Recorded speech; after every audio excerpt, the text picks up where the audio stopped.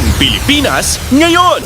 Narito na ang pinakamainit na mga balita na nakalap sa bawat sulok ng bansa. Ihahatid sa bawat Pilipino saan man kayo sa mundo. Ang Pilipinas ngayon. Pakinggan ang bawat kaganapan sa bawat lalawigan. Ito ang Pilipinas ngayon. Magandang araw po sa ating mga tagapakinig. Welcome po ulit sa ating programang Ang Pilipinas Ngayon. Ito pong muli ang inyong lingkod, Steph Vicente. Samahan niyo po ako sa kabuuan ng ating palatuntunan. Tulad ng dati, mapakinggan po ang ulat ng ating mga kapatid na himpilan sa probinsya, ang ating mga segmentong balitang negosyo at kalakalan, balitang sports at balitang artista, maging ang ilan sa mga pangunahing balita mula dito sa ating bansa. Yan po sa kabuuan ng ating palatuntunan, Ang Pilipinas Ngayon. Kumpleto, detalyadong balitaan, di papahuli sa mahahalagang kaganapan. Kamustahin ang inang bayan, ang Pilipinas ngayon.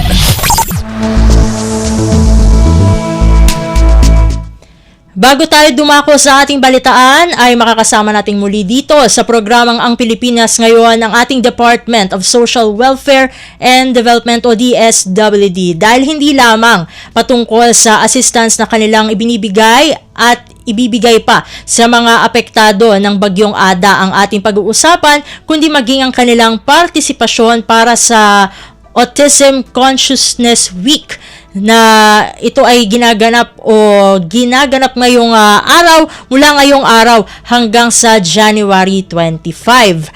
At upang magkaroon nga tayo ng isang kumbaga ay malalimang talakayan patungkol sa dalawang paksa na ito, ay makakasama nating muli dito sa Ang Pilipinas Ngayon ang tagapagsalita ng DSWD, walang iba kundi si Assistant Secretary Irene Dumlao. Sec Dumlao, welcome po muli dito sa Ang Pilipinas Ngayon. Si Steph Vicente po ulit ito ng Radyo Pilipinas World Service. Steph, magandang hapon sa iyo. Magandang hapon din sa lahat ng sumusubaybay ng iyong programa. Maraming salamat po muli, ASEC, sa pagsama niyo po ulit dito sa Ang Pilipinas Ngayon. ASEC, kumusta na po ang mga ibinibigay na tulong ng ating DSWD doon sa mga apektado nito nga pong Bagyong Ada? Well, nagpapatuloy po ang pagpo-provide ng DSWD ng tulong sa mga naapektuhan ng Bagyong Ada. Sa katunayan po, as we speak, ay nakikipag-ugnayan ang ating pong mga field offices sa mga iba't ibang mga local government units ng ngayon. Yung pangunahing pong pangangailangan ng ating mga kababayan na apektuhan ay agaran po natin na mai-provide, especially so that all our stockpiles naman are prepositioned in various parts of the country. And of course, alinsunod sa kautusan ng Pangulong Marcos Jr., na tiyakin po natin na walang pamilyang Pilipino ang magugutom sa gitna ng kalamidad. Nais po natin banggitin na ang total cost of humanitarian assistance na ibahagi na ng ating pong ahensya sa mga concerned local government units ay nagkakahalaga ng mahigit 11.4 million pesos. Yan po ay binubuo ng mga family food packs at mga ready-to-eat food boxes na atin pong na-distribute sa mga displaced populations, gayon din sa mga stranded sa mga major ports sa ating pong bansa. At base po dun sa inyong mga datos, ilang pamilya na po o individual ang natulungan sa ngayon ng DSWD patungkol nga po at least patungkol dito sa Bagyong Ada? Well, sa Albay, tayo po ay nakapag-provide ng mahigit 2,400 family food packs, mahigit 1,300 na mga ready-to-eat food boxes. Sa Camarines Sur, nakapag-provide din po tayo ng 32 ready-to-eat food boxes. This is for stranded passengers. Sa Catanduanes, meron mahigit 700 family food packs at mahigit 550 na mga ready-to-eat food boxes. Sa Masbate, meron din pong 24 ready-to-eat food boxes na na-provide sa mga stranded passengers. Sa Sorsogon, meron tayo mahigit 2,300 na mga family food packs at mahigit 900 na mga mga ready-to-eat food boxes, karagdagan dyan, mayroong mga hygiene kits at mga sleeping kits, pati na kitchen kits na i-provide. Also, in Eastern Samar, Northern Samar, and Agusan del Norte, and Surigao del Norte, meron po tayong mga nabahaginan din ng tulong. Nakasalukuyan po kasi, nasa mga mahigit 250 ang mga, mahigit 1,460 yung pong mga pamilya o ang katumbas niyan ay mahigit 4,500 sa mga katao ang nasa loob ng mga evacuation centers. Sila ay matatagpuan sa Albay, Camarines Sur, Catanduanes, Masbate, Sorsogon at Agusan del Norte. Sila po yung ating nabigyan ng tulong, but just to say, meron din pong mga nasa labas ng mga evacuation centers. Yung staff, yung mga naninirahan sa mga tahanan ng kanila pong mga kamag-anak o mga kaibigan, nasa mahigit 3,600 po yan na pamilya. O ang katumbas niyan ay mahigit 14,000 na katao. Sila po ay matatagpuan sa Albay, Camarines Norte, Camarines Sur, Catanduanes, Sorsogon, at Agusan del Norte. Batay kasi sa aming 6 a.m. monitoring, ang pinakahuling tala ay mahigit 165,000 po na pamilya ang apektado sa Regions 5, 8, and Caraga dito nga pong nagdaang pamilya. At paano po tinitiyak ng kagawaran na mabilis at patas po ang pamahagi ng mga relief goods at iba pang tulong sa ating mga kababayan na apektado po nitong Bagyong Ada? Alam mo, Steph, hindi lamang po kapag may mga kalamidad, naghahanda ang DSWD. Kahit pa po walang mga kalamidad, ay araw-araw na nagproduce ang ating mga major production hubs ng mga family food packs. Sa katunayan, around 18,000 family food packs a day ang napoproduce ng ating Luzon Disaster Resource Center at ng ating Visayas Disaster Resource Center. At yan po ay na-preposition at ibang warehouses sa ating bansa. So in terms of kahandaan, handa po ang DSWD na tumugon sa mga pangangailangan ng mga naapektuhan ng Bagyong Ada. Sapagkat sa Region 5, meron tayong mahigit 144,000 na mga family food packs. Sa Region 8 man, mahigit 164,000 family food packs yung naka-preposition. And in Field Office Caraga, mahigit 186,000 family food packs naman po yung naka-preposition. Kung titignan mo yung national stockpile ng DSWD, nasa mahigit 2.9 million po yan. So handang-handa ang DSWD na tumugon sa pangunahing pangangailangan po ng ating mga kababayan dahil ang sabi nga ng Pangulong Marcos Jr., tiyakin po natin na walang pamilyang Pilipinong magugutom sa gitna ng kalamidad. ASEC, meron po bang karagdagang tulong naman na nakalaan para dun sa mga pamilyang lubhang naapektuhan tulad ng mga nawalan ng bahay o kabuhayan bukod po sa ibinibigay na food and non-food items ng kagawaran?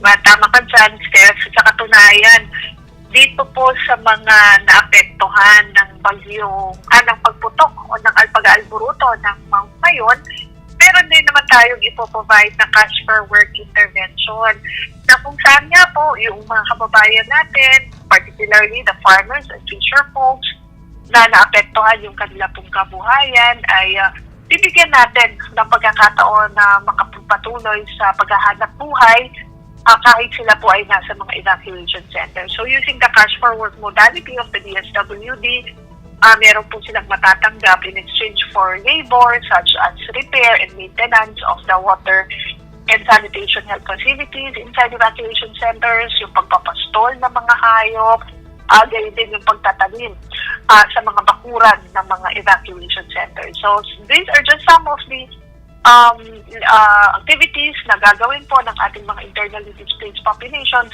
while inside the evacuation center.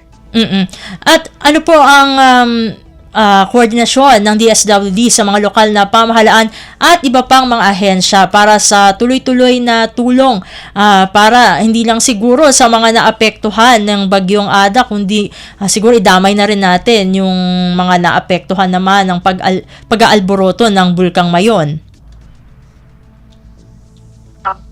Of course, nagpapatuloy tayo sa pagpo-provide niya ng tulong at yung pong ating koordinasyon with the local government units ay nagpapatuloy through, of course, the efforts of our field offices. So araw-araw po, yung ating mga disaster focals ay nagtutungo sa mga evacuation centers, tinitingnan yung kalagayan po ng ating mga kababayan doon. We regularly check na meron pong mga women and child-friendly spaces, meron pong fully functional na mga water and sanitation health facilities. And we do this in coordination, of course, with the local camp managers and local social welfare development officers and yung mga local DRM officers.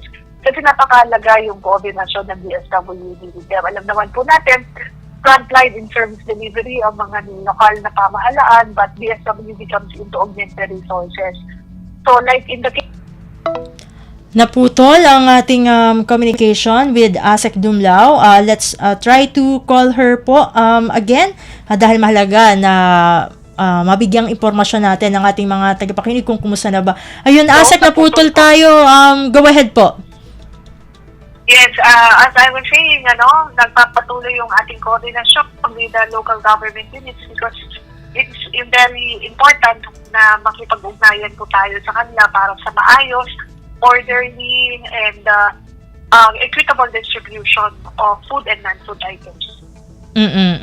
At bago tayo tumalon dun sa ating next topic, ano po muna ang mensahe ng DSWD sa mga apektadong pamilya at sa publiko na marahil ay nais tumulong din sa ating mga kababayan na apektado ng Bagyong Ada? Yes, mahalaga po yung koordinasyon na with the local government units para sa maayos at sistematikong pag-provide ng assistance. So para makatiyak po na tayo ay mabahagi na ng tulong, mahalaga po na tayo ay una makinig po sa mga paalala, abiso ng ating mga lokal na pamahalaan, and then of course sumunod po tayo sa mga panuntunan na inihahain po para nga maging maayos at patiyak na lahat po ng mga naapektuhan ay mabahaginan po ng tulong. I think that this is the message that we wanted to espouse sa ating pong mga kababayan na hindi niyo po kinakailangang mag-alala kapag kayo ay nasa evacuation center sapagkat sapat po yung resources ng ating pong national government para po matugunan yung inyong pong mga pangunahing pangangailangan. At tulad ng aking nabanggit kanina ay pag-uusapan din natin yung patungkol sa participation ng DSWD dito sa Autism Consciousness Week. Para po sa mga hindi nakakaalam, Asek, ano po ang mga programa o aktibidad na isinusulong ng DSWD patungkol sa pakikiisa ng kagawaran dito nga po sa Autism Consciousness Week? Well, that's correct, Steph. Sa katunayan, tayo ay patungo na nga po, magtutungo tayo sa SM Mall of Asia sapagkat alas 3 ngayong hapon ay ilo-launch po natin yung kauna-unahang mall-based sensory lab. Ito po yung pinakauna na sensory lab na sasagawa natin with SM Super Malls.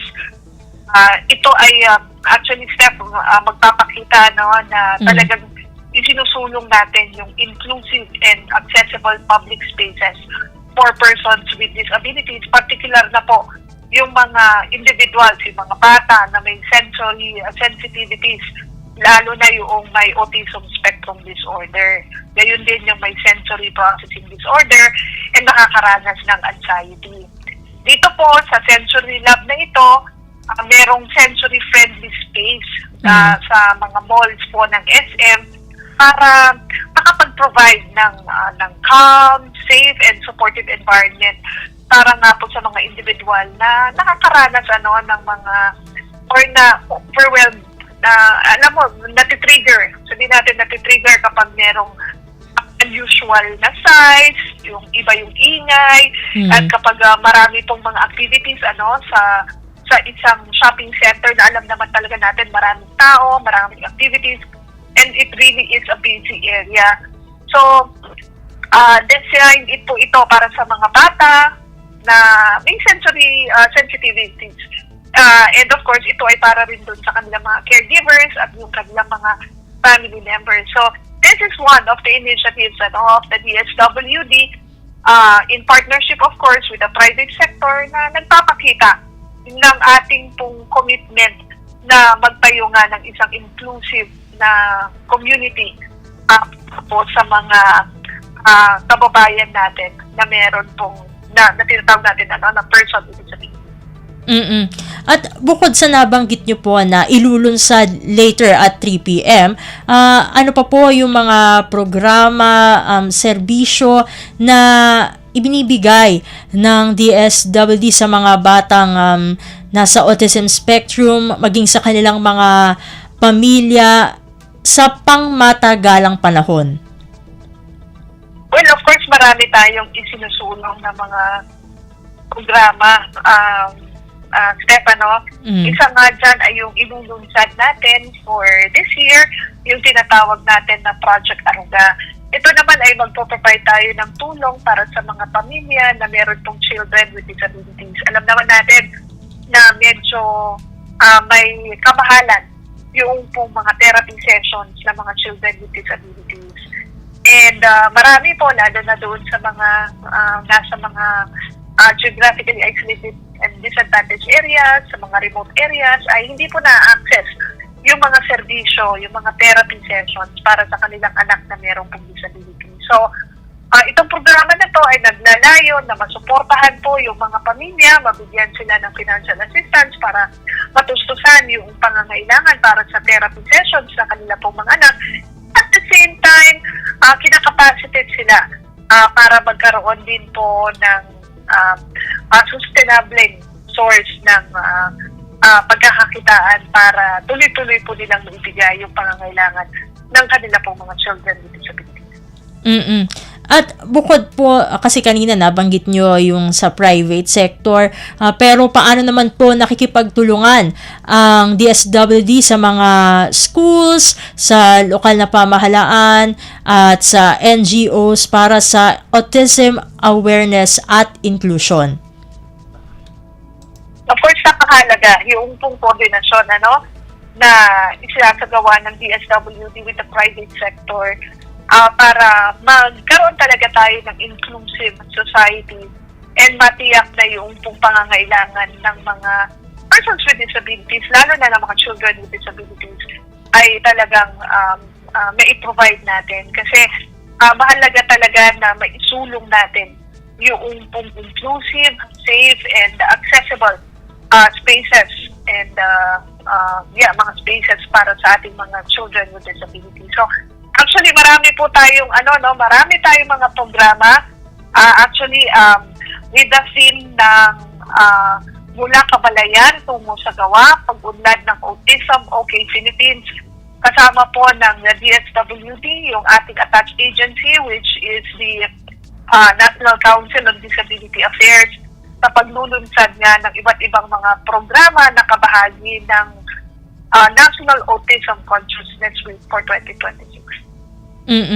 At bago ko po kayo pakawalan, Asek, ano naman po ang mensahe ng DSWD para sa mga magulang ng batang may autism at sa komunidad sa kabuuan? Of course, ang lagi nating sinasabi, Steph, sa ating mga kababayan, na mahalaga talaga na maitaas natin yung antas ng kamalayan ng bawat isa sa atin para maunawaan po natin ang mga children with disabilities at maibahagi po yung karampatang tulong sa kanila. Hindi lamang pag-unawa at pag-intindi, but of course, yung nararapat na intervention ay mai-provide po natin sa kanila. And of course, to make our society more inclusive, mahalaga rin yung partisipasyon ng bawat isa sa atin kasi yung pagtanggap sa mga children with disabilities ay napakahalaga din upang sila ay maisama natin sa paglago o sa pag-unlad po ng ating bansa. So, ito nga, yung January 19 to 25, marami tayong mga iba't ibang mga activities na sana nga po ay makapag-participate ang bawat isa sa atin dahil may mga iba't ibang mga programa at inisyatibo na talagang nagpo-promote sa awareness, inclusion, and meaningful action for persons on the autism spectrum. So, inaalingahan ko po kayo na bisitahin ang page ng National Council on Disability Affairs. Nakalagay po dyan yung iba't ibang mga activities natin buong linggo. May mga art exhibits pa nga na gagawin para makita rin po natin yung mga outputs ng ating mga children with disabilities. So makikita niyo po talagang productive po sila.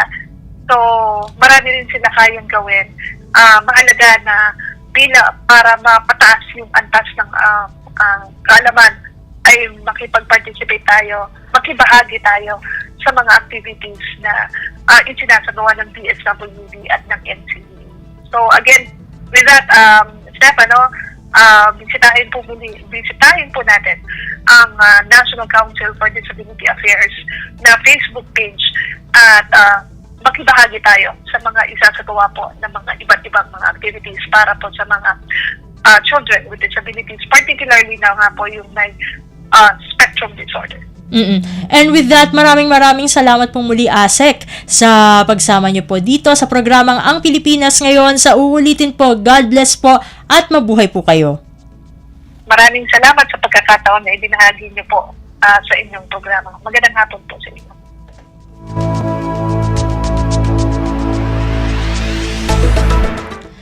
At ating po nakasama ang tagapagsalita po ng Department of Social Welfare and Development o DSWD, walang iba kundi si Assistant Secretary Irene Dumlao. Dadako na tayo sa ating balitaan.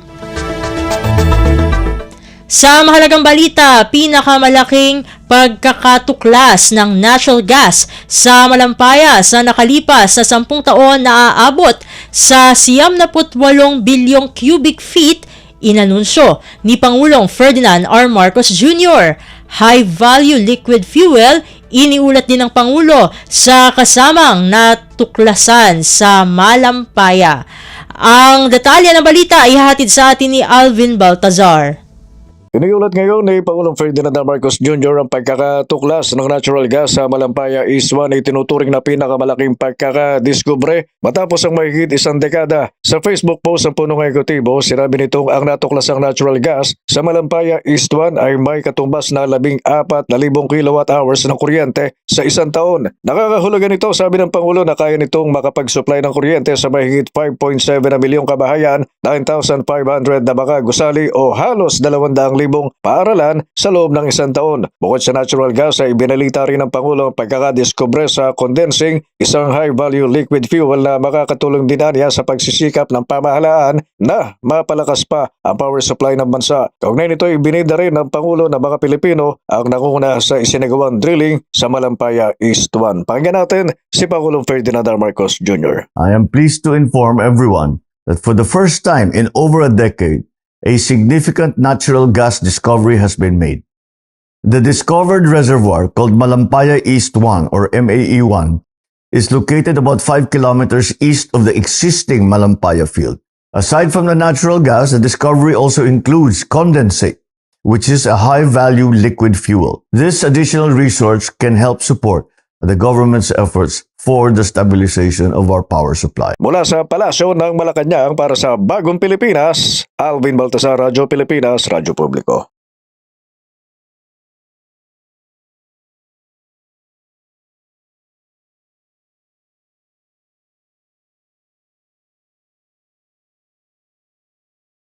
Pilipinas, sinimulan ang co-chairship sa ASEAN Plus 3 Finance Process.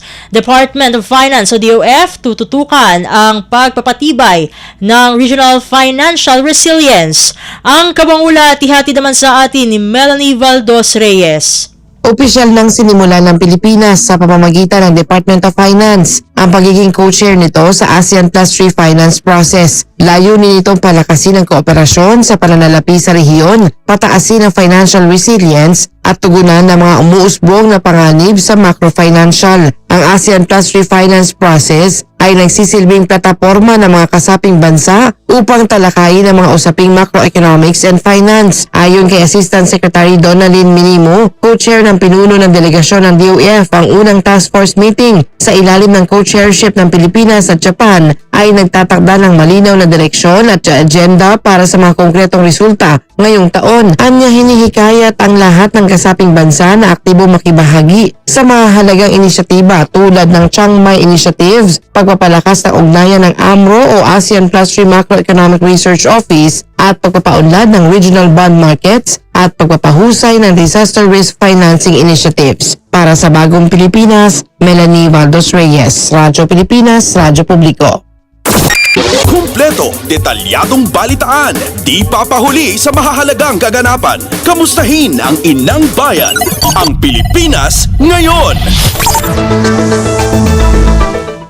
Sa iba pang mga ulat, wala pang kautusan mula kay Pangulong Ferdinand R. Marcos Jr. na layong tuluyang buwagin ang Independent Commission for Infrastructure o ICI. Ito ang ihayag ni Communications Undersecretary at Palace Press Officer Attorney Claire Castro sa programang Front and Center ng Radyo Pilipinas World Service. Sa kabila ito ng naging pahayag ni Pangulong Marcos nitong Biyernes na nagdedepende ngayon ang kapalaran ng ICI sa bilang ng trabaho na hawak pa ng komisyon. Ani Yusek Castro, nanatili pa rin ang mandato ng ICI na magsagawa ng mga investigasyon patungkol sa mga maanumalyang government infrastructure projects. The ICI has still the mandate to make the investigations as of today. And according to the ICI, it has to consolidate records and all documents and all the reports. And they will report it to the President. And let us see, the President will check on the report of the ICI. If ever the President will see that the purpose for which it is being created has been done and accomplished, then we will see what will be the next move for the President on that with regard to the ICI's mandate. Communications Undersecretary at Palace Press Officer Attorney Claire Castro. Pasada ng mga balita mula sa Pilipinas para sa mga Pilipino saan man sa mundo. Ang Pilipinas ngayon. Sa iba pang mga balita, masasabing satisfied si Pangulong Ferdinand R. Marcos Jr. sa mga investigasyong pinangunahan ng Independent Commission for Infrastructure o ICI. Sinabi ni Communications Undersecretary at Palace Press Officer Attorney Claire Castro sa programang Front and Center ng Radyo Pilipinas World Service na maraming kaso na ang inirekomenda na ng ICI para ihain sa Department of Justice o DOJ at sa Office of the Ombudsman. Bukod dito, ani Yusek Castro, meron pang mga dokumento at testimonya na tinututukan pa rin ng ICI, kaya naman tuloy-tuloy pa rin ang trabaho ng komisyon. The President is satisfied with the accomplishments made by the ICI. Lots of cases had been recommended for the filing to the DOJ and Ombudsman. Still, there are still some documents and testimonies by the persons being summoned. So there are still more works to be done by the ICI. Although Secretary Babe Singson and former Commissioner Fajardo had already made the manifestation that they had accomplished all the tasks given to them. So we'll just see what will the ICI will be doing with these documents and facts and the testimonies submitted to the office. The Communications Undersecretary at Palace Press Officer Attorney Claire Castro. Kumpleto, detalyadong balitaan, di papahuli sa mahahalagang kaganapan. Kamustahin ang inang bayan, ang Pilipinas ngayon. Sa iba pang mga ulat, suportado ni Pangulong Ferdinand R. Marcos Jr. ang pagtutulak ng ilang mambabatas na magkaroon ng Permanenteng Independent Commission Against Infrastructure Corruption o ICAIC na papalit sa kasalukuyang Independent Commission for Infrastructure o ICI. Ito ang naging pahayag ni Communications Undersecretary at Palace Press Officer Attorney Claire Castro sa programang Front and Center ng Radyo Pilipinas World Service. Sa katunayan, ani Yusek Castro, ang pagkakaroon ng ICAIC ay isa sa mga priority bills ng Administrasyong Marcos Jr. Dagdag ng Palace Press Officer, binanggit na ito ni Pangulong Marcos sa pulong kasama ang Legislative Executive Development Advisory Council o LEDAC. Yes, as a matter of fact, this is one of his priority bills. He mentioned that during the LEDAC meeting. And his only concern is that there should be an assurance that the Independent People's Commission, once created, it should not, that the functions of this and the jurisdiction should not overlap with regard to the jurisdiction of the DOJ and also of the Ombudsman. There should be no overlapping of the functions and jurisdiction. Communications Undersecretary at Palas Press Officer Attorney Claire Castro. Kumpleto, detalyadong balitaan, di papahuli sa mahahalagang kaganapan. Kamustahin ang inang bayan, ang Pilipinas ngayon. Samantala, isa namang magandang development sa issue ng flood control scandal ang pagbabalik sa bansa ni dating DPWH Secretary Manuel Bonoan. Ayon kay political analyst Professor Froilan Calilong, karaniwan na kasing nagiging impresyon ng publiko sa pag-alis ng sino mang sangkot sa issue ay ang pagtakas sa katotohanan o posibilidad ng totoong pagkakadawit sa usapin. Ngayong nagbabalik bansa si Bonoan, tiwala ang political analyst na marami pang maisisiwalat ang dating kalihim tungkol sa maanumalyang flood control projects. Inaasahan ding magbibigay ng pahayag ang dating DPWH Secretary tungkol sa Cabral Files. It's a very good development that he went back here. Now, as to the question as to whether it will have an impact, it will depend on whatever institutions or agencies or mechanisms that we are going to utilize para makuha talaga o ma-extract yung mga information na manggagaling talaga sa kanya. I believe na marami pa siyang hindi na isisiwalat sa atin, marami pa siyang hindi na ilalatag. Si political analyst Professor Froilan Calilong. Pasada ng mga balita mula sa Pilipinas para sa mga Pilipino saan man sa mundo. Ang Pilipinas ngayon. Sa iba pang mga balita, dapat magpa-blotter si Batangas Representative Leandro Leviste kung totoong may banta sa kanyang buhay. Ito ang naging reaksyon ni Communications Undersecretary at Palas Press Officer Attorney Claire Castro makaraang sabihin ni Leviste na marami umano siyang natatanggap na death threat dahil sa patuloy na paglaban sa korupsyon sa gobyerno. Una na ring nagbanta ang mambabatas na ilalabas ang lahat ng katotohanan sa Department of Public Works and Highways kung sakaling mamatay siya. Payo ni Castro kay Leviste, kung totoo man na may banta sa kanyang buhay, ay marapat aniyang magpa-blotter ito gaya ng kanyang ginawa. May lawyer naman siya, oh. Pablato nila. Ako, nagpablato na may death threat sa akin, eh. Pablato niya kung totoo. Pakita niya yung mga text. Sana totoo yung mga nagte-text sa kanya. Pablato niya. Si Communications Undersecretary at Palas Press Officer Attorney Claire Castro. Kumpleto, detalyadong balitaan, di papahuli sa mahahalagang kaganapan. Kamustahin ang inang bayan, ang Pilipinas ngayon. Samantala, maaaring tingnan ang pagliligpit o pag-aayos ng ilang gamit bilang isang self-care activity sa halip na gawaing bahay upang lalong ganahan sa paggawa. Ito ang naging suwestyon ni professional organizer at clarity coach Ali Canita sa panayam ng programang Warm Heart ng Radyo Pilipinas World Service. Meron kasing aniyang tinatawag na moving meditation at ang pag-aayos ng mga gamit ay isa ring aktibidad ng movement meditation. Sa parang ito, nakasentro ang atensyon ng tao sa gawain at nakapag-iisip ang tao ng mas may focus.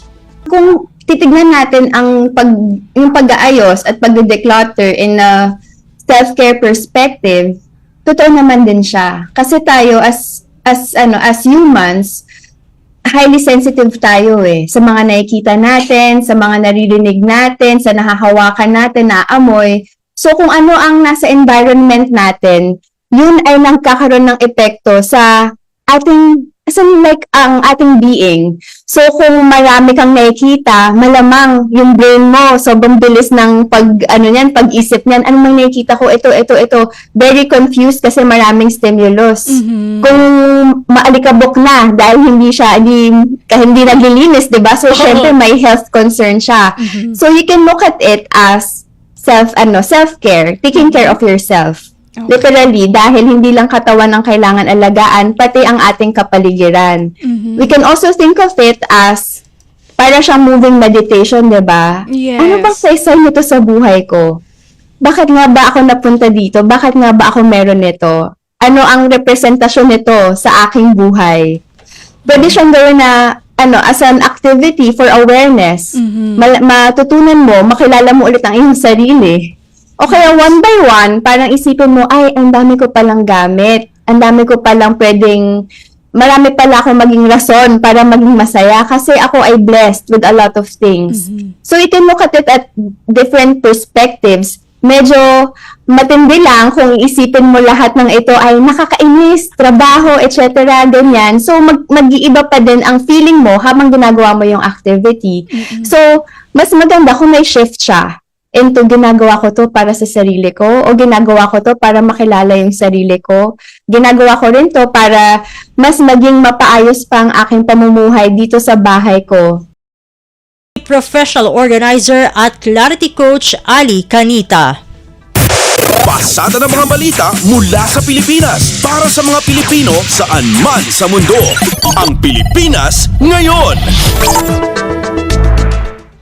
Sa kaugnay na balita, walang ideal na oras at haba ang pagliligpit o pagsasaayos ng mga gamit. Paliwanag ni professional organizer at clarity coach Ali Canita sa programang Warm Heart ng Radyo Pilipinas World Service, depende ito kung kailan ka mayroong lakas upang gawin at kung gaano mo katagal kayang gawin. Merong mga ginagalang gumawa sa umaga, ang iba naman sa hapon.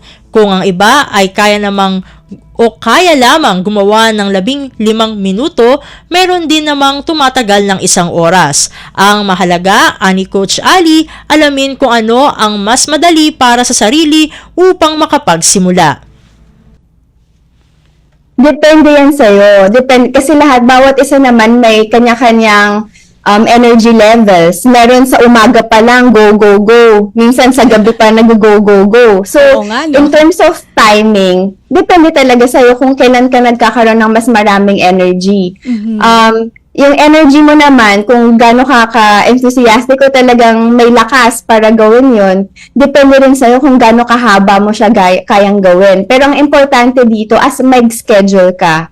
Mag-schedule kung kailan ka pinaka-ginaganahan at i-estimate mo rin kung gaano katagal mo kayang gawin yon. So, minsan, like some people, they do decluttering for 15 minutes. Okay. So, sa 15 minutes na yun, ano ba yung kaya kong gawin realistically? Kasi yung iba naman, gagawin nila buong araw. Pero Oo syempre, alam mo ng epekto niyan sa gabi, pagod na pagod ka na talaga. Oo nga. So, depende kung ilang oras talaga yung kaya mo at sino yung mga kasama mo mag-declutter. Dahil, syempre, i-atake nyo naman yung area ng sabay-sabay kayo. O kaya, by category. So, in terms of masasabi ko, timplahin niyo yung sarili ninyo. Okay. Ano ba yung nakakabuti sa akin? Kung kwarto lang ba yan? Sige, sa kwarto ko, sa parte ng kwarto ko, yung una kong gagawin? Closet ba ito? O sa work area o study area ba ito? O kama ba ito? And then, if yun ang gusto mong gawin, mga ilang minutes kaya yan? Pwedeng 30, pwedeng 1 hour. Pero, kung iisipin mo nakakayanin mo siya ng isang buong araw, tapos 50% ng kwarto ay puno ng gamit, medyo may hirapan tayo dito. So, you can take 1 drawer, 1 area, 1 cabinet at a time, at magbigay ka lang ng time limit. The professional organizer at clarity coach Ali Canita. Kumpleto, detalyadong balitaan, di papahuli sa mahahalagang kaganapan. Kamustahin ang inang bayan, ang Pilipinas ngayon. At iyan ang mga maiinit na balita para sa araw na ito. Samantala, ating antabayanan ang mga ulat mula sa ating mga kapatid na himpilan sa probinsya para sa ating regional news. Magbabalik ang programang Ang Pilipinas Ngayon makalipas lamang po ang ilang mga paalala. Magandang araw, si Ding Dong Dantes po ito. Nakatira ka ba malapit sa dagat? Uy, sana all by the beach. Pero alam mo bang at risk kayo sa storm surge o daluyong ng bagyo? Storm surge ang tawag sa malalaking alon na nabubuo dahil sa malakas na hangin. At hindi lang ito basta-basta alon na. pwede itong lumaki ng katumbas ng 2 palapag na bahay. Intense. Kaya naman, kung may banta ng storm surge sa inyong lugar, mag-evacuate na agad bago pa man dumating ang bagyo. Hindi na kailangan magpanik dahil #panatag ang may alam. Maging Panatag Pilipinas. Balita mula sa lalawigan sa bawat rehiyon ng ating bayan. Dito sa Ang Pilipinas Ngayon. Nagbabalik po ang ating programang Ang Pilipinas Ngayon at narito na po ang bugso ng ating mga regional news. Dumako muna tayo sa rehiyon ng Luzon. Mahigit 54,000 cubic centimeters ng dugo nalikom sa first quarter bloodletting activity ng Cagayan Police Provincial Office. Narito ang buong balita na ihahatid sa atin ni April Ratio mula sa Tuguegarao. Dimanon iti sang agasot ka-20 a blood donor tinakaipaay ti libre adara iti first quarter bloodletting activity ti Cagayan Police Provincial Office para iti taon 2026. Dimano ni isang agasot ka-20 a blood donor tinakaipaay ti libre adara iti first quarter bloodletting activity ti Cagayan Police Provincial Office para iti taon 2026. Iti tema adugong magiting donate blood save lives agtultuloy ti panakitinulong dagiti Cagayano Cups iti Cagayan Valley Medical Center kan SMC ti Tuguegarao kaspasan ti agtultuloy nga advokasya ti PNP iti panangisalakan iti biag ken panang patabker ti relasyon iti komunidad. Gandat daytoy a masigurado nga addat umdas a supply ti dara saan laeng para kadagiti pasyente no diket kadagiti pulis ken dagiti immediate family da numan bilang makasapol dagitoy. Nakaornog dati 54,000 cubic centimeter a volume ti dara ket karaman kadagiti nagdonar ken simiportar dagiti kamang ti Tau Gamma Phi Solana chapter SM security personnel sumagmamano a Cagayano Cubs ken dumapay as civilian volunteers. Sigon kini Provincial Director Police Colonel Mardito Anguluan pamaneknek ti panagisayang kat iti kastoy nga aktibidad ti panakasaknan ti pulisya iti padada a tao. Manipod syudad ti Tuguegarao dayti ni April sa Lucon Ratio para iti Radyo Pilipinas World Service. Balita mula sa lalawigan sa bawat rehiyon ng ating bayan. Dito sa Ang Pilipinas Ngayon. Inyong napakinggan ang ulat ni April Ratio mula sa Tuguegarao. Dakoy naman natin ang Baguio City. Ikasiyam na taong pagtatanghal ng La Trinidad Coffee Festival, masusing pinaghahandaan ng lokal na pamahalaan ng La Trinidad Benguet. Ang kabangulat ihahatid naman sa atin ni Jong Munar. Rambakan ti lokal na gobyerno iti La Trinidad Benguet iti may kasyam nga tawan nga coffee festival inton Pebrero iti tema nga sing-ew ni kape ulnos ni umidi. Kinuna ni La Trinidad Mayor Roderick Kawingan ana dumang aktibidad iti nakalinya para ti daytoy kas iti small trade fair seminars panginandudo iti panagbula iti kape kanda dumapay. Nasa una nga manamnama iti panangsarungkar ni Mayor iti Minamimura, Japan para iti panakapirma iti sisterhood ties kastamatan iti katulagan para iti posible nga panaka-export ti Arabica coffee iti naso nga pagilyan. Inlawlawag ni Mayor Awingan at ti aktibidad ken panagrambak iti ado wenno nawadwad a kakape mapapatawad iti munisipyo partikular ti Arabica coffee akangrunan nga produkto dagiti coffee farmers iti ili. Inayon nga tonelada iti mapapatawad nga Arabica coffee ngam kurang latad ti supply ket namnaman na nga iti inisyatibo nga araramidan iti lokal na gobyerno nga agmula ti kape ket maguyugoy dagiti umili nang runa dagiti agtutubo nga agmula iti kape. Manipod Radyo Pilipinas Baguio, Jong Munar nang ipadamag para ti Radyo Pilipinas World Service. Balita mula sa lalawigan sa bawat rehiyon ng ating bayan. Dito sa Ang Pilipinas Ngayon.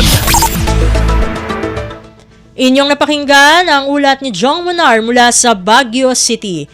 Puntahan naman natin ang Virac, isang aso matagumpay na nai-rescue ng PCG Catanduanes sa gitna ng baha. Ang kabangulat ihatid naman sa atin ni Rosie Nieva. Matrayon po ang kinundusir na rescue operation kan Deployable Response Group kan Coast Guard Station Catanduanes para sa sarong ido na natrap sa taho kan baha sa parte kan tulay harani sa VTC Mall, Virac, Catanduanes. Sa ibong kan peligrosong sitwasyon, tulos na nagresponde ang mga tauhan kan Coast Guard makalihis makaresibinin impormasyon gikan sa sarong concerned citizen dapit sa sarong ido na inanod subuot nin baha. Sa paagi kan maagap asin maingat na operasyon, matrayon pong naabot kan rescue group ang hayop asin salbadong nahali sa lugar. Pigpapahiling subot kan insidenteng ini na bako sa nabuhay nin tao. Alagad pati na ang seguridad kan mga hayop ang importanteng parte kang humanitarian asin rescue operations kan Philippine Coast Guard sa Catanduanes urog na sa panahon ng emerhensya o sa kalamidad. Gikan sa RP Virac, ini si Rosie Nieva para sa Radyo Pilipinas World Service. Balita mula sa lalawigan sa bawat rehiyon ng ating bayan. Dito sa Ang Pilipinas Ngayon. Inyong napakinggan ang ulat ni Rosie Nieva mula sa Virac. Puntahan naman natin ang rehiyon ng Kabisayaan, Tagbilaran City at Toledo City wagi sa Sinulog Festival 2026 ng Cebu. Narito si Jessa Aguailanan para sa balita mula sa Cebu.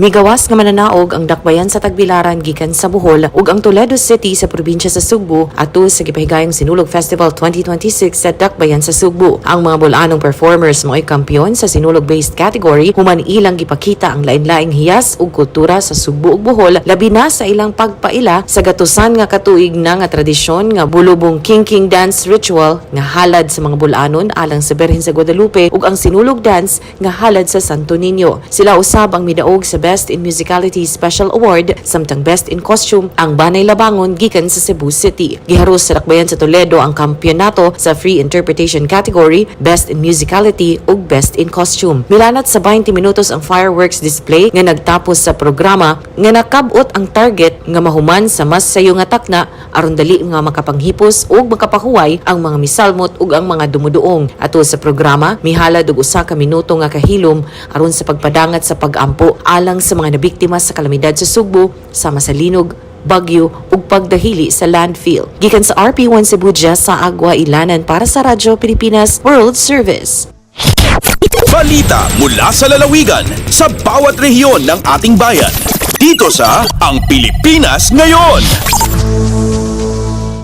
Inyong napakinggan ang ulat ni Jessa Aguailanan mula sa Cebu. Dakoy naman natin ang Iloilo. OWA Regional Office 6 nag-turnover ng first tranche ng Tulong Puso Assistance sa isang asosasyon sa La Carlota City, Negros Occidental. Ang detalye ihahatid sa atin ni Marian Grace Erenieta. Nag-release ang Overseas Workers Welfare Administration o OWA Regional Welfare Office 6 ang first tranche sang tulong pangkabuhayan sa pangunlad ng samahan ng OFWs o Tulong Puso sa isa ka asosasyon sa La Carlota City, Negros Occidental. Ginpangunahan ni OWA 6 OIC Regional Director Risa Joy Moldes ang paghatag sang 200,000 pesos sa Alliance of La Carlota OFW Association. Gimpayag sang OWA Region 6 nga ang paghatag sang assistance nagapakita sang commitment sang ahensya sa paghatag sang suporta sa palangabuhian sa mga OFW kag ila pamilya. Ang Tulong Puso isa ka flagship livelihood initiative sang OWA nga gindisenyo para maghatag suporta sa mga OFW organizations sa pagtukod kag pagpabaskog sang income generating projects. Naggikan sa Iloilo, Marian Grace Aranyata para sa Radyo Pilipinas World Service. Balita mula sa lalawigan sa bawat rehiyon ng ating bayan. Dito sa Ang Pilipinas Ngayon. Inyong napakinggan ang ulat ni Marian Grace Erenieta mula sa Iloilo. Dadakoy na natin ang Mindanao. Baha sa Agusan del Norte dulot ng bagyong Ada humupa na. Pamahagi ng tulong sa mga apektadong pamilya nagpapatuloy. Pakinggan ang balita ni Jocelyn Morano mula sa Butuan. Sa pagbiya sa bagyong Ada sa Riyong Caraga, natala ang kapin 40 ka mga internally displaced persons kon IDPs sa lungsod sa Tubay, Agusa del Norte. Human kini nga makasinatig pagbaha sa ilang lugar. Luyo sa paghubas sa tubig baha, padayon ang distribusyon sa Department of Social Welfare and Development kon DSWD Field Office Caraga sa mga hinabang. Mukabat sa 41 ka mga family food packs ang nahatod ngadto sa mga apektadong pamilya kinsa nakapauli na sa ilang tagsa-tagsa ka mga panimalay human hikling tungod sa baha.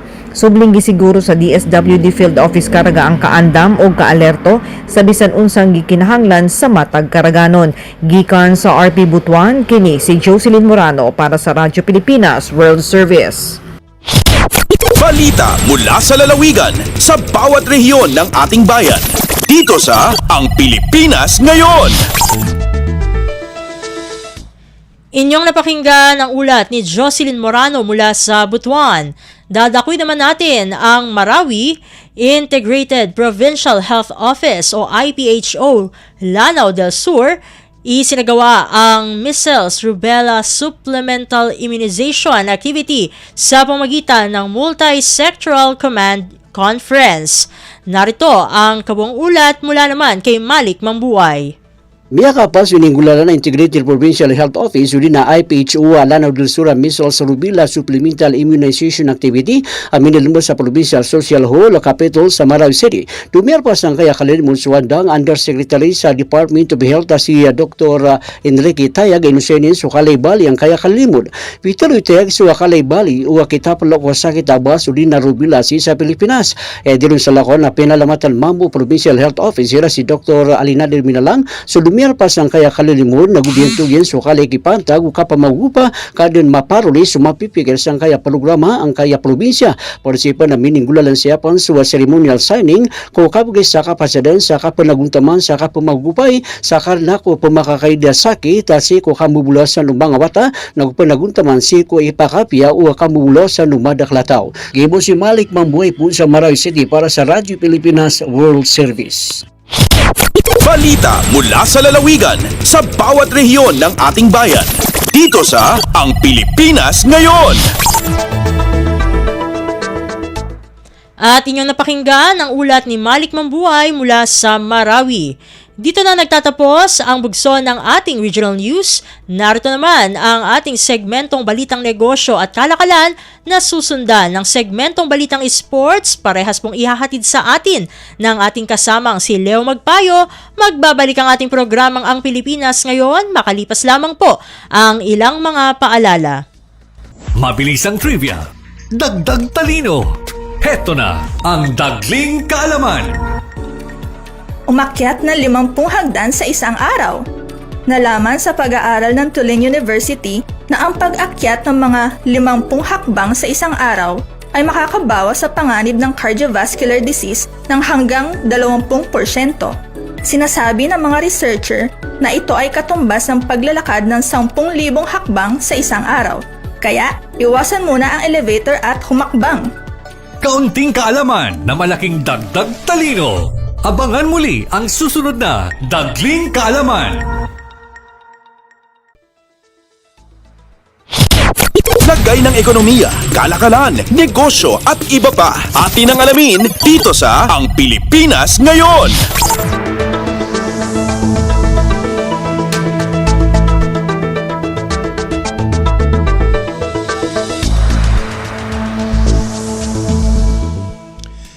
At nagbabalik po ang ating programang Ang Pilipinas Ngayon. Samantala, narito naman po ang Balitang Negosyo at Kalakalan. Patuloy na nagpapakita ng pagbuti ang kalidad ng pautang ng sektor ng pagbabangko sa pagtatapos ng 2025. Ayon sa pinakahuling datos ng Bangko Sentral na Pilipinas o BSP, bumaba sa 3.32% ang gross non-performing loan o NPL ratio ng mga bangko noong katapusan ng Nobyembre, bahagyang mas mababa kaysa 3.33% noong Oktubre at mas mababa sa 3.54% na naitala noong 2024. Ito na ang pinakamababang antas mula noong Setyembre. Ayon kay RCBC Chief Economist Michael Ricafort, nakatulong ang serye ng BSP rate cuts sa pag-ayos ng pagbabayad ng mga borrower. Mula Agosto 2024, nagbawas ang BSP ng 200 basis points kaya bumaba sa 4.5% ang policy rate. Ibinaba rin sa 5% ang Reserve Requirement Ratio na nagdagdag ng liquidity at loanable funds sa sistema. Dahil dito, bumaba ang borrowing cost at gumaan ang kakayahan ng mga borrower na magbayad. Gayunpaman, umakyat sa 544.86 billion pesos ang kabuang halaga ng problemadong pautang. Lumawak naman ang total loan portfolio sa 16.41 trillion pesos, patunay ng patuloy na paglago ng pagpapautang. Tumaas din ang past due loans sa 695.98 billion pesos, ngunit bumaba ang past due ratio sa 4.24%. Bahagyang bumaba ang restructured loans buwan sa buwan, ngunit mas mataas pa rin kumpara noong 2024. Umakyat sa 517.19 billion pesos ang loan loss reserves habang tumaas sa 94.92% ang NPL coverage ratio. Sa hiwalay na datos ng BSP, lumago ng 10.3% ang bank lending noong Nobyembre, kapareho ng bilis noong Oktubre. Lagay ng ekonomiya, kalakalan, negosyo at iba pa. Atin ang alamin dito sa Ang Pilipinas Ngayon.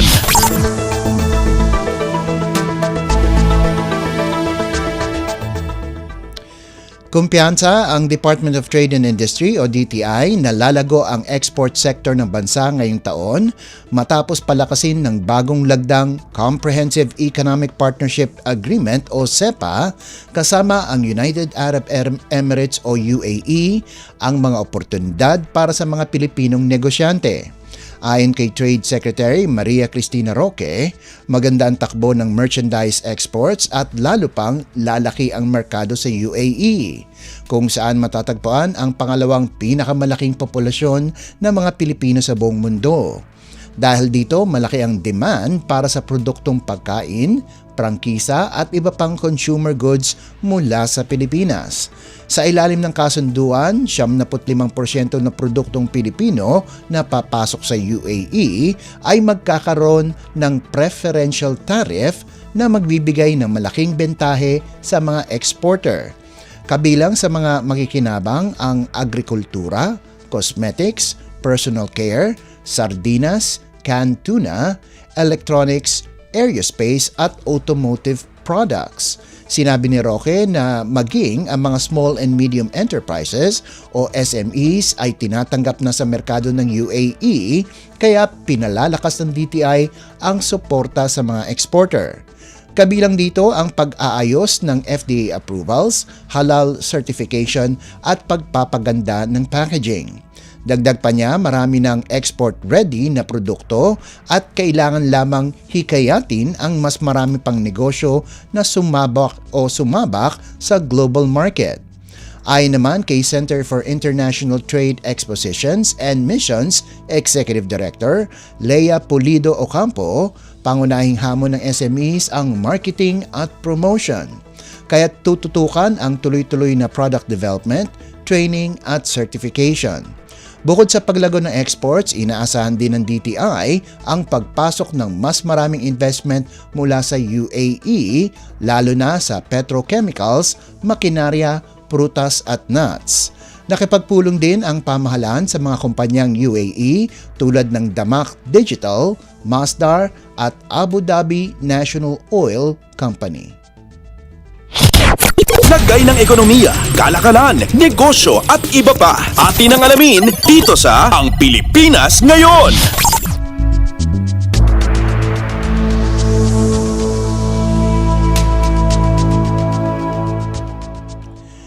Gagamitin ng pamahalaan ang hindi nagamit na pondo ng Department of Public Works and Highways o DPWH para sa 2025 upang bayaran ang mga obligasyon nito sa ilalim ng Comprehensive Automotive Resurgence Strategy o CARS program.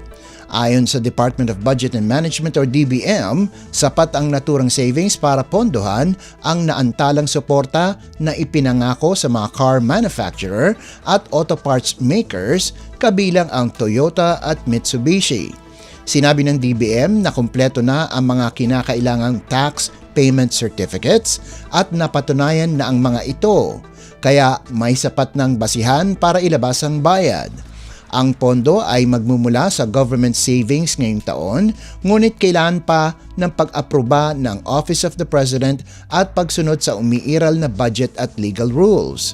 Kasunod ito ng paglagta ni Pangulong Ferdinand R. Marcos Jr.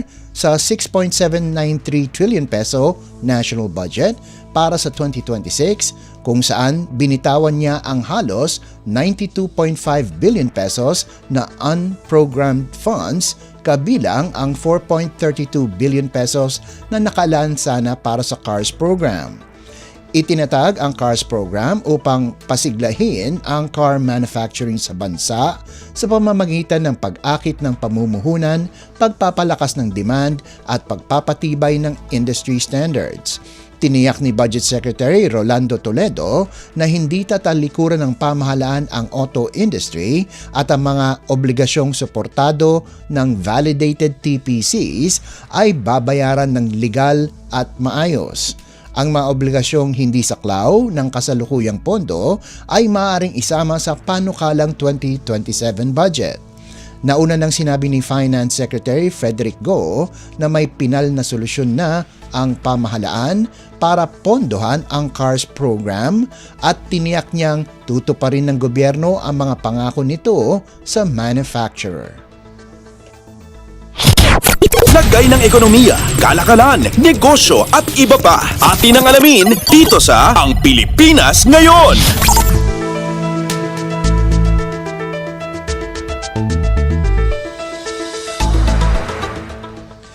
Maghahanda na naman ang mga motorista sa panibagong taas presyo sa produktong petrolyo ngayong linggo matapos i-anunsyo ng mga kumpanya ng langis ang bagong round ng pagtaas, ikalawang sunod para sa gasolina at ikaapat na sunod para sa diesel at kerosene. Sa magkakahiwalay na abiso, sinabi ng Sea Oil Philippines at Shell Pilipinas na magtataas sila ng piso kada litro sa gasolina, 2 piso sa diesel at piso at 50 sentimo sa kerosene. Parehong adjustments ang ipapatupad din ng clean fuel at petrogas maliban sa kerosene na wala sa kanilang produkto. Epektibo ang mga bagong presyo alas 6 ng umaga sa Martes, maliban sa clean fuel na magpapatupad ng taas presyo alas 4 ng hapon sa parehong araw. Wala pang anunsyo ang iba pang kumpanya ng langis. Ayon sa Department of Energy Oil Industry Management Bureau, inaasahan na ang pagtaas ngayong linggo dahil sa pangamba ng paglala ng tensyon sa Iran na maaaring makaapekto sa supply ng krudo sa mundo. Noong nakarang linggo, nagtaas ang mga retailer ng 30 sentimo kada litro sa gasolina, 20 sentimo sa diesel at 30 sentimo sa kerosene. Lagay ng ekonomiya, kalakalan, negosyo at iba pa. Atin ang alamin dito sa Ang Pilipinas Ngayon.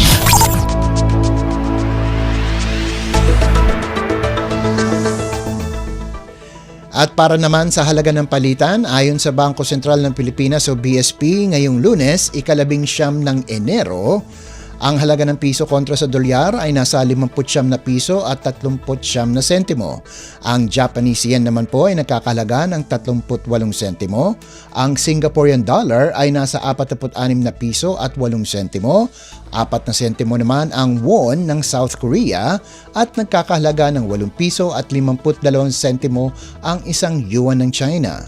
Sa ibang palitan, ang Hong Kong dollar ay nagkakahalaga ng 7 piso at 62 sentimo. Ang British pound naman ay katumbas ng 79 na piso at 32 sentimo. Nasa 68 piso at 80 sentimo ang euro, 42 piso at 69 na sentimo ang Canadian dollar, habang ang Saudi Arabian Rial ay nagkakahalaga ng 15 piso at 84 na sentimo. lagay ng ekonomiya, kalakalan, negosyo at iba pa. Atin ang alamin dito sa Ang Pilipinas Ngayon. At yan po ang ating balitang negosyo at kalakalan. Samantala, antabayanan nyo naman po ang ating segmentong Sports Balita. Yan po sa pagbabalik ng ating programang Ang Pilipinas Ngayon, pagkalipas lang ng ilang paalala. Mas pinadali na ang government transactions sa tulong ng eGovPH Super App. Pwedeng-pwede mo nang magawa ang lahat ng ito. I-download ang eGov app sa iyong smartphone o tablet mula sa App Store o Google Play Store. Pagkatapos, ilagay ang iyong mobile number at i-authenticate gamit ang one-time PIN o OTP para marehistro ang iyong account. Saka ilagay ang iyong mga pangunahing impormasyon at kumpletuhin ang facial recognition technology para sa verifikasyon ng iyong pagkakakilanlan. Para sa mas mabilis at mas maayos na serbisyong panggobyerno, gamitin na ang eGovPH Super App. Mabilis ang trivia, dagdag talino. Heto na ang Dagling Kaalaman. Ang halo-halo ay isa sa pinakakilalang panghimagas sa Pilipinas. Makulay, matamis, at puno ng iba't ibang sangkap. Pero alam niyo ba na hindi ito orihinal na imbento ng mga Pilipino? Ito ay hango sa Japanese dessert na kung tawagin ay kakigori, na ang ibig sabihin ay shaved ice. Isa sa pinakaunang bersyon nito sa Pilipinas ay ang tinatawag na munggo con yelo, dahil sa pangunahin nitong sangkap na minatamis na munggo na may halong gatas at yelo. Kalaunan ay nadagdagan pa ito ng mga lokal na sangkap tulad ng ube halaya, leche flan, saging, langka, nata de coco, makapuno at iba pa na nagresulta sa kinalakihan at minamahal natin ngayon na halo-halo. Kaunting kaalaman na malaking dagdag talino. Abangan muli ang susunod na Dagling Kaalaman. Updates at pinakahuling mga usapin sa mundo ng palakasan. Atin ang pakinggan dito sa Ang Pilipinas Ngayon.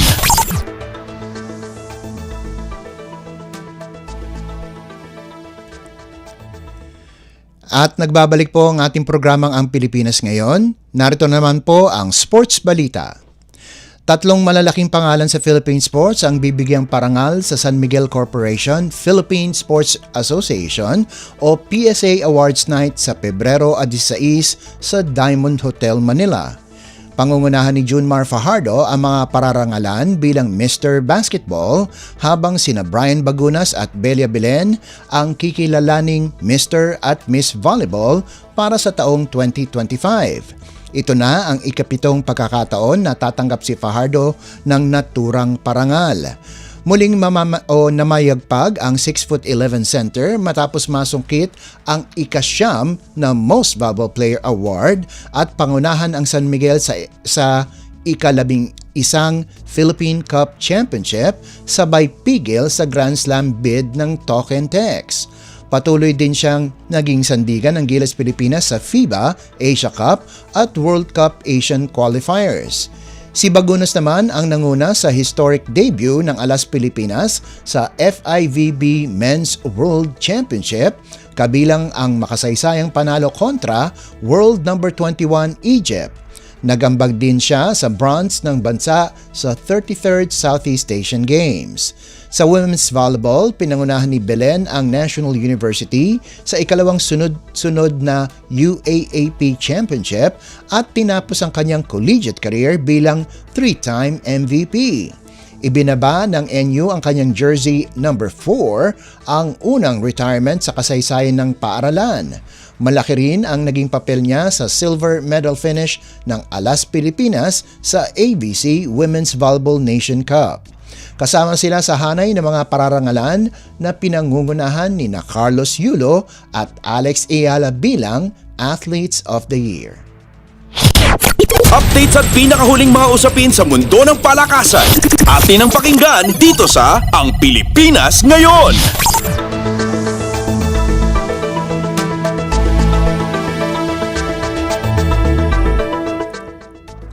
Target ni Alex Ayala na ipagpatuloy ang mainit na simula ng kanyang season habang haharap siya kay Alicia Parks sa kanyang main draw debut sa 2026 Australian Open ngayong Lunes, Enero 19 sa Melbourne. Papasok si Ayala sa torneo bilang world number 49 matapos ang sunod-sunod na magagandang performance sa unang dalawang kompetisyon ng taon. Umabot siya sa semifinals ng Women's Tennis Association o WTA 250 ASB Classic sa Auckland at tinalo rin ng 2024 Olympic silver medalist na si Donna Vekic sa Kooyong Classic sa Melbourne.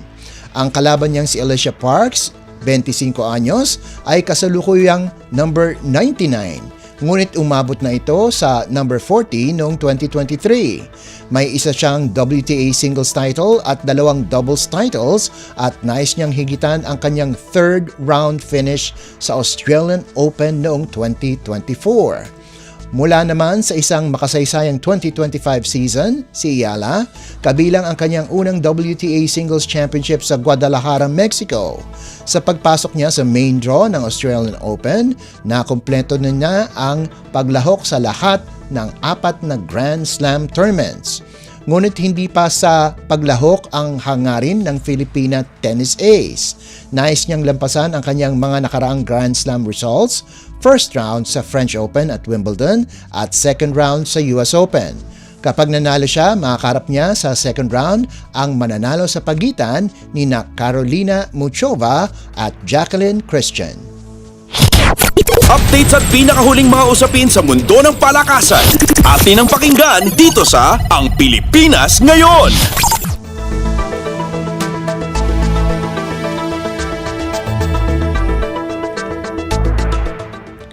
Pinatibay ng Ateneo de Manila University ang liderato nito sa UAAP Season 88 Boys Basketball Tournament matapos talunin ng karibal na De La Salle Zobel 80-65 nitong linggo sa Blue Eagle Gym. Nananatiling walang talo ang Blue Eagles sa 3-0 kartada. Bumida sina Noah Banal at JM Leal na nagsama para sa 36 na puntos. Nanguna si Leal na may 19 na puntos, 3 rebounds, 2 assists at 1 steal, habang nagambag si Banal ng 17 puntos, 5 rebounds, 3 steals at 2 assists. Mabilis na kumontrol ang Ateneo, tinapos ang first quarter sa 28-16 bago pinalobo ang lamang sa 46-29 pagdating ng halftime. Patuloy nilang dinomina ang laro at umabot pa sa 59-35 ang kalamangan bago pumasok ang final quarter. Nagpakita ng laban ang junior archers sa huling yugto, pinangunahan ni Mako Dabao at ng sunod-sunod na tres ni na Champ Arejola at Kio Favis upang ibaba sa 72-59 ang lamang. Ngunit agad itong sinagot ni na YJ Laksamana, Leal at Calios upang tuluyang selyuhan ang panalo. Malapit nang mag-triple-double si Zane Calios matapos magtala ng 11 puntos, 9 na rebounds at 7 assists habang may 11 puntos din si Espinas. Kumolekta naman ng 17 rebounds si Jude Eriobu. Nanguna si Davao para sa Zobel na may 24 na puntos habang may 14 na puntos si Favis. Ito na ang pinakamagandang simula ng Ateneo mula pa noong 2018 at nagpapatuloy ang perpektong kampanya sa ilalim ng bagong coach na si Bacon Austria. Updates at pinakahuling mga usapin sa mundo ng palakasan. Atin ang pakinggan dito sa Ang Pilipinas Ngayon.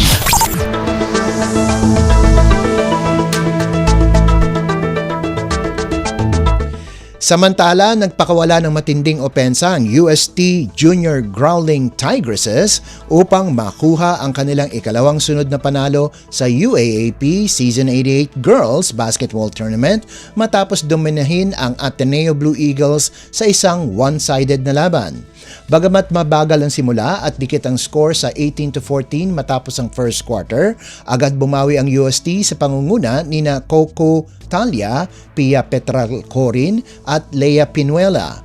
Nagpasabog sila ng 41-8 run sa second quarter na tinapos ng magkakasunod na layup ni na Petalcorin at Pau Arsiaga para sa 59-21 halftime lead. Sa ikalawang half, tuluyang umarangkada si Perez kung saan nakapagtala ito ng isang kahangahangang triple-double, 16 na puntos, 11 assist, 10 rebounds, kasama pa ang 5 steals at 1 block. pati na rin ang game high plus 89 rating sa loob lamang ng 29 na minuto. Siya ang unang nakagawa nito mula nang magawa ni Season 87 Most Valuable Player Barbie Dahaw noong 2025. Nagbukas ang UST ng third quarter sa 17-2 run kabilang ang 5 sunod-sunod na layup ni Perez para itulak ang lamang sa 93-27. Sa fourth quarter, nagdagdag pa sila ng 43 puntos habang lamang o 5 puntos lang ang ibinigay sa Ateneo. 6 na Tigresses ang nagtapos na double figures, pinangunahan ni Nadine Nabay na may 21 puntos. Nagambag si Talia ng 18 puntos, 6 na rebounds, 6 na steals at 4 na blocks habang may 20 puntos si Oxon. Nanguna si Matia Molina para sa Ateneo na may 11 puntos. Susubukan nilang putulin ang 2-game skid laban sa Junior Lady Archers sa Enero 25. Updates at pinakahuling mga usapin sa mundo ng palakasan. Atin ang pakinggan dito sa Ang Pilipinas Ngayon. At bilang pangwakas sa ating segmentong sports balita, maaring nagpaalam na ang San Beda University kay John T. Miller pero mabilis ang naging tugon ng defending NCAA champions matapos makuha ang serbisyo ni Juniel De La Rama mula sa San Sebastian College. Ang isang 6'3" do-it-all forward, si De La Rama ay nagniningning noong season 101 kung saan tinanghal siyang Defensive Player of the Year at napasama sa Mythical 5 at All-Defense Team. Nag-average siya ng 13.8 points, 11 rebounds at 1.6 steals sa kanyang rookie season. Isang taon muna siyang magre-residency o residency bago maging eligible para sa 3 buong seasons kasama ang Red Lions. Isa siya sa iilang nagpasigla sa kampanya ng San Sebastian na nagtala lamang ng 3 panalo sa 13 laro at nabigong umabot sa quarterfinals matapos matalo sa Lyceum sa play-in round. Ngunit lumabas na hindi lang on-court ang problema ng Golden Stags. Inihayag ni dating coach Rob Labagala na 4 na buwan nang hindi nakatatanggap ng allowances ang koponan mula sa kanilang backers. Simula noon, sunod-sunod ang pag-alis. Pinalitan si Labagala ni United Prep Canada coach Tony Tan at isa pang rookie standout, ang shooter na si Ian Quahaw ay nagbabalak ding lumipat. Para sa San Beta, ang pagdating ni De La Rama ay malinaw na pahiwatig na seryoso silang ipagtanggol ang kanilang korona sa NCAA. Updates at pinakahuling mga usapin sa mundo ng palakasan. Atin ang pakinggan dito sa Ang Pilipinas Ngayon. At yan ang pinakauling balita sa larangan ng palakasan. Ito po si Leo Magpayo. Samantala, susunod naman po ang ating segmentong Balitang Artista na ihahatid sa inyo ni Steph Vicente. Yan po sa pagbabalik ng ating programang Ang Pilipinas Ngayon, pagkalipas lang ng ilang paalala. This is a public service announcement. Discipline is the key. Umiwas sa aksidente sa daan. Ang pagmamaneho ay may kaakibat na responsibilidad, hindi basta mapaandar lang ang sasakyan. Kilatisin ang sarili, ang kahandaan sa manibela, siguruhing inyong konsentrasyon ay hindi magagambala. Importante rin na ating laging isipin, init ng ulo ay huwag pairalin, bagkus kaligtasan ng lahat ang siyang dapat unahin. Isang mahalagang paalala mula sa Presidential Broadcast Service at Radyo Pilipinas, Radyo Publiko, 738. This is a public service announcement. Public service announcement from PBS, Presidential Broadcast Service at Radyo Pilipinas, Radyo Publiko, 738. Ang latest, ang hottest sa showbiz and entertainment. Heto na sa Ang Pilipinas Ngayon. Nagbabalik na po ang ating programang Ang Pilipinas Ngayon at narito na po ang ating segmentong Balitang Artista. Mahigit 8 taon na rin namumuhay sa Siargao si Andy Eigenman kapiling ang kanyang longtime partner at fiancé na si Philmar Alipayo na isang islander at professional surfer at kanilang 2 anak na sina Lilo at Koa.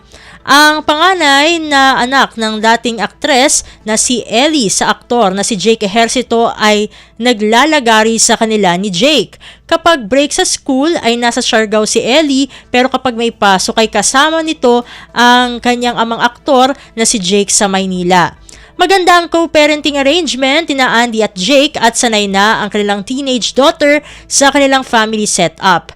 Napakaganda nga ni Ellie na isa ring artistahin at kung nanaisin ng bata na pasukin ang mundo ng show business, tiyak na ito'y pag-aagawan ng mga TV network at talent management companies. Pero priority ng kanyang mga magulang, lalong-lalo na si Jake, na tapusin ito ang kanyang pag-aaral tulad ng ginawa ng kanyang ama. Samantala, kakaibang peace at saya ang nararamdaman ni Andy magmula nang mamirmihan siya sa Siargao kasama ang kanyang sariling pamilya na siyang naging malaking rason kung bakit niya tinalikuran ang kanyang showbiz career. Ang latest, ang hottest sa showbiz and entertainment. Heto na sa Ang Pilipinas Ngayon. Samantala, tiyak na super proud ang mga magulang ni Pasig City Mayor Vico Soto na sina Vic Soto at Connie Reyes dahil sa magandang achievements ng kanilang anak sa pamumuno nito sa syudad ng Pasig. Kung katulad lamang ni Vico, sabi nga ng ilang mga netizen, ang mga namumuno sa ating bansa down to the local officials na tapat sa kanilang tungkulin, walang dahilan na hindi maging progresibo ang ating bansa. Kaya naman nalulungkot ang mga Pasigenyo na 2 taon na lamang ang nalalabi sa termino ni Mayor Vico until the next mayor nga ay kumbaga mahahalal sa 2028. Marami ang nagsusulong na siya'y kumandidato sa pagkapangulo sa darating na 2028 presidential elections pero hindi siya aabot sa age qualification na 40 years old kasi 38 pa lamang siya sa May 2028 elections at 36 turning 37 on June 17 nananatili pa ring single o binata si Mayor Vico. Ang latest, ang hottest sa showbiz and entertainment. Heto na sa Ang Pilipinas Ngayon. At inyong napakinggan ang ating segmentong Balitang Artista para sa araw na ito. Samantala, magpapasalamat na tayo sa ating mga nakasama sa studio na sina Milo Jonella, Susan Aison, Hiro Lucero, Justin Osias at Anthony Pimentel. Salamat din sa mga naghatid ng mga ulat mula sa Kamaynilaan at mga probinsya, pati na rin ang naghatid sa atin ng mga segmentong Balitang Negosyo at Kalakalan at Balitang Esports na si Leo Magpayo. Syempre, maraming salamat sa ating station manager na si Mr. Ray Sampang. Maraming salamat po. Hanggang sa susunod na edisyon ng ating palatuntunan, huwag kalimutang mag-like, mag-follow at mag-subscribe na sa mga social media account ng Radyo Pilipinas World Service upang maging laging updated sa mga mahalagang balita. Syempre, patuloy ding sumabaybay sa pamagitan ng ating Evox PBS receiver app at syempre sa ating shortwave radio. Ito pong muli ang inyong lingkod, Steph Vicente. Mabuhay po tayong mga Pilipino. At yan ang Pilipinas Ngayon. Muling samahan sa parehong oras at alamin ang pinakahuling mga kaganapan at balita saan man kayo naroon. Ang Pilipinas Ngayon.